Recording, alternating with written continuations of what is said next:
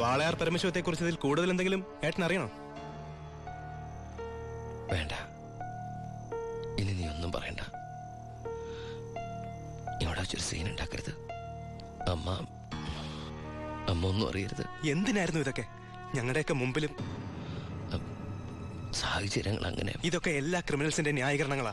ബാലു, ഈ യൂണിഫോമിന്റെ മുന്നിൽ ഏട്ടനെയും ബന്ധമില്ല. സറണ്ടർ ആകണം. എന്തിന്? സ്പിരിറ്റ് എടുത്തേനോ? എന്താ തെളിവ്? അതല്ല, ചിന്നാടൻ ബാബുവിനെ കുത്തിക്കൊല്ലാൻ ശ്രമിച്ച കേസിന്. ഓ, വാറണ്ടുണ്ട്. ഞാൻ നാളെ രാവിലെ സ്റ്റേഷനിൽ വരാം. എന്നെ വിശ്വസിക്കേ. നാളെ രാവിലെ കൃത്യം 10 മണിക്ക് ഞാൻ സ്റ്റേഷനിലെത്താം. പ്ലീസ്.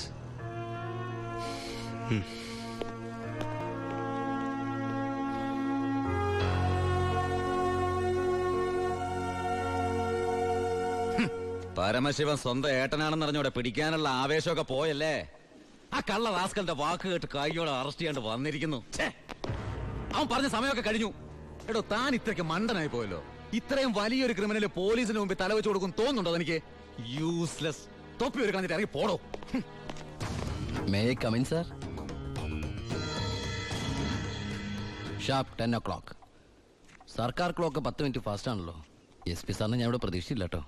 വലിയ ക്രിമിനൽസിനെയൊക്കെ കൈകാര്യം ചെയ്യുമ്പോ മിനിമം SP റാങ്കിലുള്ളവരെങ്കിലും വരേണ്ടി വരുമല്ലോ. എന്റെ ഒരു ചെറിയ കുത്തുകേസല്ലേ സാറേ, ജാമ്യം കിട്ടും. സ്വയരക്ഷയ്ക്ക് വേണ്ടി തടഞ്ഞപ്പോഴുണ്ടായ ഒരു കയ്യബദ്ധം, അതാണ് ലോ പോയിന്റ്. അഡ്വക്കേറ്റ് ഇപ്പോൾ വരും. അതുവരെ ഞാൻ അകത്ത് കിടക്കണോ സാറേ, അതോ പുറത്തിരിക്കണോ? അപ്പൊ കുറച്ചു നേരം എനിക്ക് നിന്നെ കൈകാര്യം ചെയ്യാൻ കിട്ടുമല്ലേ? 5 മിനിറ്റ് മതിടാ എനിക്ക് നിന്നെ കൊണ്ട് ചോര തുപ്പിക്കാൻ.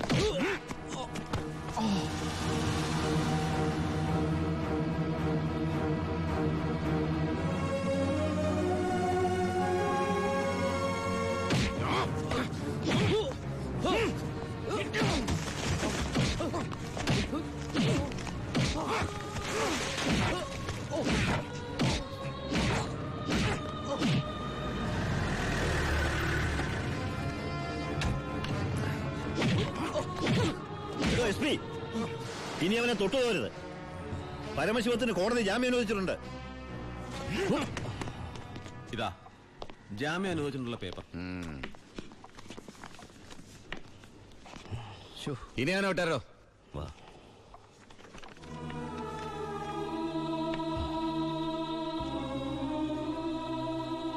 നിനക്കെന്നെ തല്ലണമെങ്കിൽ അത് വീട്ടിൽ വെച്ചാ കാര്യന്നില്ലേ?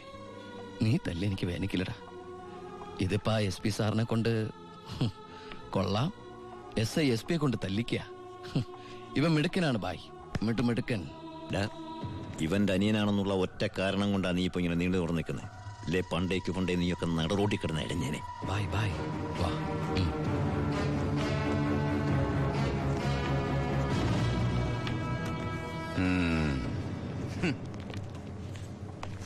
സാറേ, സാറിന്റെ ആ കയ്യിലെ മോതിരത്തിന്റെ പവറ് എന്റെ മനസ്സിലുണ്ട് കേട്ടാ.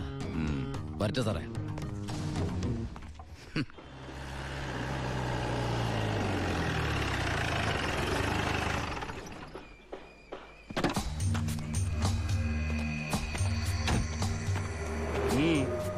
ഏട്ടനുണ്ടോ? ഏട്ടനല്ല, പരമശിവ. വാളയാർ പരമശിവ. എന്താ, എനിക്കിതിരെ പുതിയ വല്ല വാറണ്ടും ഉണ്ടോ? ഏട്ടനോട് SP പെട്ടെന്ന് അങ്ങനെ പെരുമാറുന്ന ഞാൻ വിചാരിച്ചില്ല. അത് പോട്ടെ. സാറിപ്പോ ഒന്ന് കാര്യം പറ. എനിക്ക് ഏട്ടനോട് തനിച്ചൊന്ന് സംസാരിക്കണം. അച്ഛാ, എല്ലാരും പോയട്ടെ, പോയി ജോലി ചെയ്യേ. പറയേ. ഏട്ടന്റെ പേരിലുള്ള ആ കേസിന് ഇനി കോടതി വിധിയെ മാത്രം പേടിച്ചാൽ മതി. അതെനിക്കറിയാം. ഇനി ഈ തൊഴിൽ വേണ്ട. അങ്ങനെ പെട്ടെന്ന് അവസാനിപ്പിക്കാൻ പറ്റുന്നല്ലേ ഈ പണി? ഒരുപാട് കമ്മിറ്റ്മെന്റ്സ് ഉണ്ട്. ആരോട്? അതൊന്നും പറഞ്ഞാൽ നിനക്ക് മനസ്സിലാവില്ല. ഞാൻ വഴിയെല്ലാം നിർത്തിക്കോളാം. പറ്റില്ല. എനിക്കിത്തിരി പ്രശ്നങ്ങളോട് ബാക്കിയുണ്ട്. എന്ത് പ്രശ്നം? എന്ത് പ്രശ്നം എനിക്കില്ലാത്ത? എന്നും എനിക്ക് പ്രശ്നങ്ങൾ തന്നെയല്ലേ? വളർന്നപ്പോ മുതൽ കുടുംബത്തിന്റെ ചുമതല, തീരാത്ത കടങ്ങളുടെ ബാധ്യത, നിന്റെ പഠിപ്പ്, അനീതിയുടെ പഠിപ്പ്, ഇനി അവളുടെ കല്യാണം. ഒന്നും പറഞ്ഞിട്ട് കാര്യമില്ലെന്നറിയാം. ആ കറിയാച്ചന്റെ കടവെങ്കിലും തീർത്താ നിർത്തിക്കോളാം ഞാനെല്ലാം. അതൊന്നും എനിക്ക് കേൾക്കണ്ട. പിന്നെ എന്താ നിനക്ക് കേൾക്കേണ്ടത്? നീ തീർക്കുവാ കടം. അയാൾക്ക് അരമാസത്തെ പലിശ കൊടുക്കാൻ തികയില്ലോ നിനക്ക് കിട്ടുന്ന ശമ്പളം. വേണ്ട, പറഞ്ഞ ചിലപ്പോ കൂടി പോവും. ഇനി ഞാനായിട്ട് നിനക്കൊരു പ്രശ്നം ഉണ്ടാക്കില്ല. പോരെ? പോരാ, എനിക്ക് നാണക്കേടാ.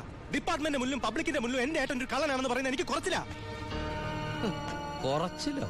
എടാ നീ ഇട്ടിരിക്കുന്ന യൂണിഫോമിന് വരെ ഞാൻ കടത്തിയ സ്പിരിറ്റിന്റെ മണമുണ്ട്. അത് മറക്കല്ലേ. നീ പോ. പിന്നെ അനിയൻ SI ആണെന്ന സ്വാധീനം വെച്ച് സ്പിരിറ്റ് കടത്താനാണ് പരിപാടിയെങ്കിൽ അത് നടക്കില്ല. ഇനി ഒറ്റ ലോഡ് സ്പിരിറ്റ് പോലും പരമശിവൻ കടത്തില്ല. അതിന് ഞാൻ സമ്മതിക്കില്ല. എടാ പരമശിവം സ്പിരിറ്റ് എടുത്താൻ തുടങ്ങിയിട്ട് കാലം കുറച്ചായി. ഇതുപോലെ പല വെല്ലുവിളികൾ നേരിട്ടിട്ടുണ്ട്. ഇനി നിന്നോടാണെങ്കിലും അങ്ങനെ തന്നെ. നീ വേണമെങ്കിൽ സമയം കുറിച്ചിട്ടോ.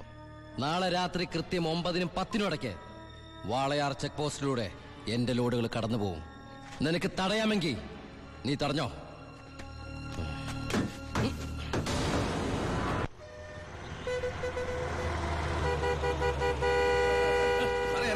എടുത്ത് മാറ്റണോ? ഇത്രയും വണ്ടികൾ കിടക്കുന്ന കണ്ടുകൂടെ എനിക്ക്? 9-നും 10-നും ഇടയ്ക്ക് ഒറ്റ വണ്ടി വഴി കടന്നു പോരുത്. രണ്ട് സൈഡും ബ്ലോക്കാ. 1 മണിക്കൂറൊക്കെ ചെക്ക് പോസ്റ്റ് അടച്ചിടുക പറഞ്ഞാ അത് വേണോ? താനിപ്പോ ഞാൻ പറയുന്ന പോലെ അങ്ങോട്ട് കേട്ടാ മതി. എടുത്ത് മാറ്റണോ വണ്ടി?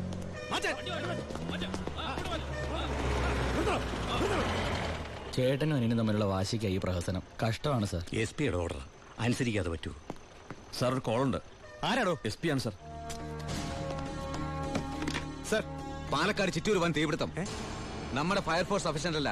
കോയമ്പത്തൂർ ഇൻഫോം ചെയ്തിട്ടുണ്ട്. ഏത് നിമിഷം അവിടുന്ന് ഫയർ എഞ്ചിൻ വരും. So open the check post and clear the route. Coimbatore fire force വരുന്നുണ്ട്. എല്ലാ ചെക്ക് പോസ്റ്റുകളും ഓപ്പൺ ചെയ്യണം. അറിയാം സർ. ആ ബാരിക്കേഡ്സ് എടുത്ത് മാറ്റൂ. quick. മാറ്റിക്കോ.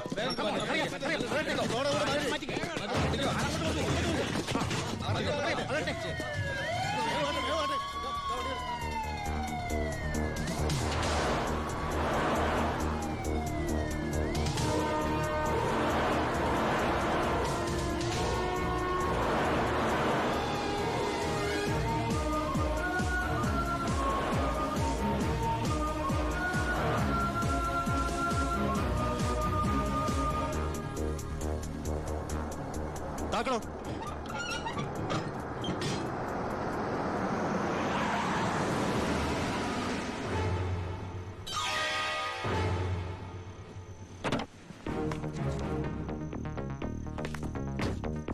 പാലക്കാട് ചിറ്റൂരിൽ വലിയ തീപിടുത്തം. കോയമ്പത്തൂരിൽ നിന്നുള്ള ഫയർ എഞ്ചിൻ ഇതുവഴി കുറച്ചു നേരം മുമ്പ് കടന്നുപോയി. എന്റെ സ്പിരിറ്റുമായിട്ട് ഷാർപ്പ് 10.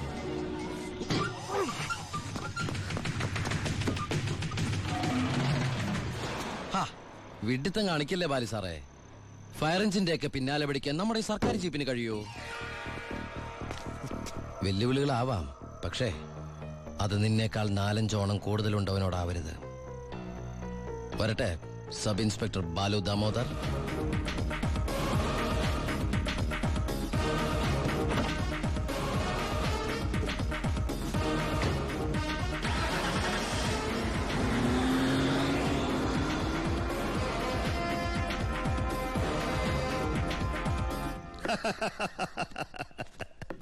ഇന്നാണ് എന്റെ ജീവിതത്തിലെ ഏറ്റവും സന്തോഷമുള്ള ദിവസം. അവൻ തോക്കണം. തോറ്റു തൊപ്പിയിടണം. അവസാനം ആ തൊപ്പി വലിച്ചെറിഞ്ഞ് മുട്ടുമടക്കണം. ശിവ, നീ എന്താ ഒരു സന്തോഷമില്ലാതിരിക്കുന്നേ?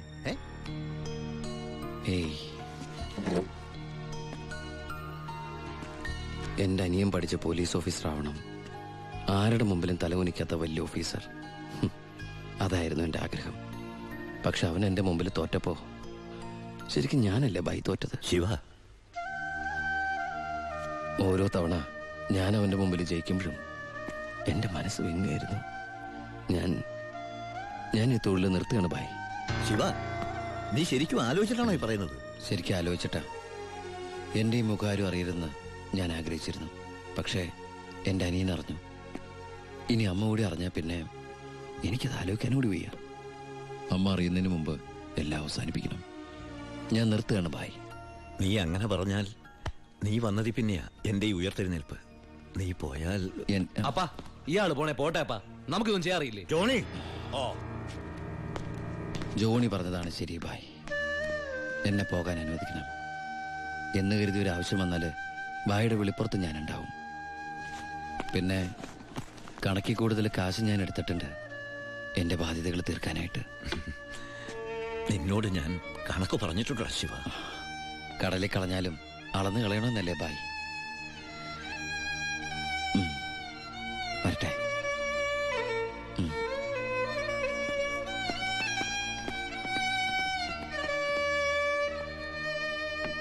ഇപ്പോഴാ നീ ഒരു ആൺകുട്ടിയാണെന്ന് എനിക്ക് തോന്നിയത്. അച്ഛന്റെ കടങ്ങളെല്ലാം വീട്ടി. ഇനി നിനക്ക് ഈ നാട്ടിൽ നെഞ്ച് വിരിച്ച് നടക്കാം. ഇത് നിന്റെ വസ്തുവിന്റെ പ്രമാണം ഒറിജിനൽ. ഇത് ഈ വസ്തു എനിക്ക് തീരെഴുതി തന്ന പ്രമാണം. ഇതൊരു ഉറപ്പിന് വേണ്ടി നിന്റെ അമ്മയുടെ ഞാൻ ഒപ്പിട്ട് മേടിച്ച ബ്ലാങ്ക് പേപ്പറും ചെക്കും. ഇനി എന്നാത്തിനാ നിന്റെ കണ്ണു നിറയുന്നേ?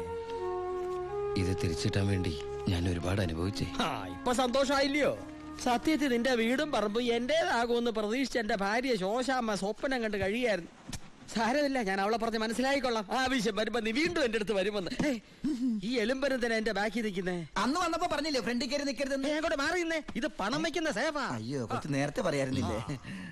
എല്ലാം കറക്റ്റ് അല്ലയോ? ഒന്നും ബാക്കിയില്ലല്ലോ. അല്ല, എന്തോ ഒന്ന് മറന്ന പോലെ. എനിക്കുള്ളതാണോ? അതെ. എനിക്ക് വേഗം തന്നോ, മറക്കണ്ട. തന്നേ. ഇപ്പോഴെനിക്ക് സമാധാനായത്. പലിശ പലിശ പലിശ. അപ്പൊ എല്ലാം സെറ്റിലായില്ലേ?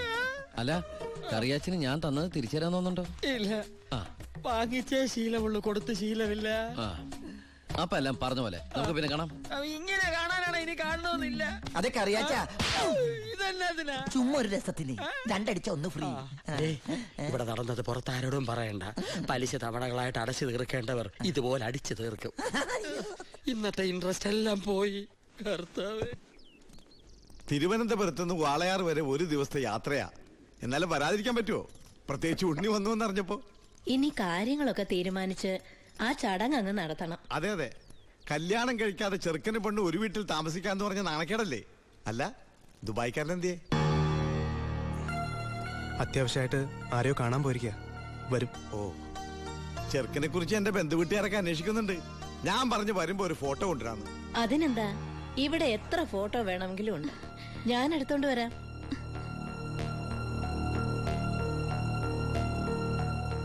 അമ്മേ, ഫോട്ടോ ഒന്നും കൊടുത്തു വിടണ്ടമ്മേ. അതെന്താ?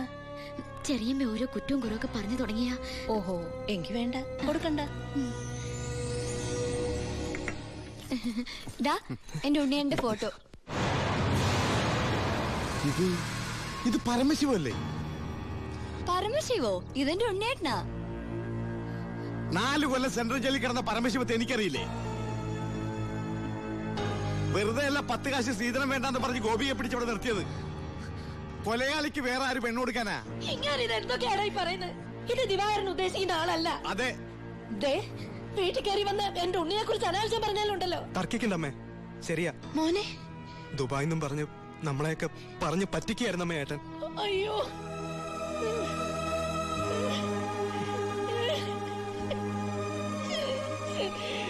അയ്യോ.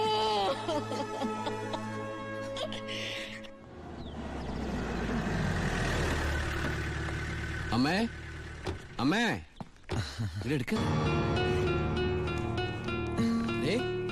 ആ കറിയാച്ചിന് കൊടുക്കാനുള്ള കാശ് മുഴുവൻ ഞാൻ കൊടുത്തു തീർത്തമ്മേ.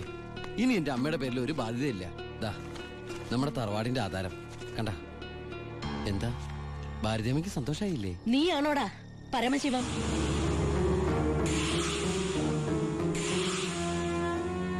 ചോദിച്ചത് കേട്ടില്ലേ? നീയാണോ പരമശിവം? അമ്മേ, ആരതൊക്കെ? നീ പരമശിവല്ലെന്ന് എന്റെ മുമ്പിൽ വെച്ച് പറയണ നിന്റെ അമ്മയോട്. സാർ, ഈ പാവം പെൺകുട്ടിയുടെ ജീവിതം തകരാതിരിക്കാൻ ഈശ്വരനായിട്ട് അറിയിച്ച തന്നെ.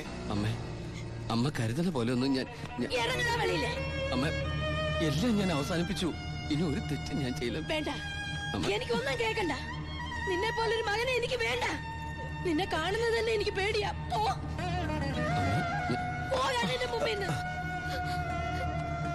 ഗോപിയെ, എടുക്കടി നിന്റെ ബാഗ് സാധനമൊക്കെ. നിങ്ങളൊക്കെ കൂടി നശിപ്പിച്ചത് ഈ പെൺകുട്ടിയുടെ ജീവിത. ഇനി ആര് കെട്ടുള്ളേ? അവള് വരുന്നില്ല. ഗോപിക എന്റെ മോനെ കൊണ്ട് കെട്ടിച്ചോളാമെന്നാണ് ഞാൻ നിങ്ങളോട് വാക്ക് പറഞ്ഞത്. അത് തന്നെ നടക്കും. എനിക്ക് ആ മക്കള് 2. അമ്മേ,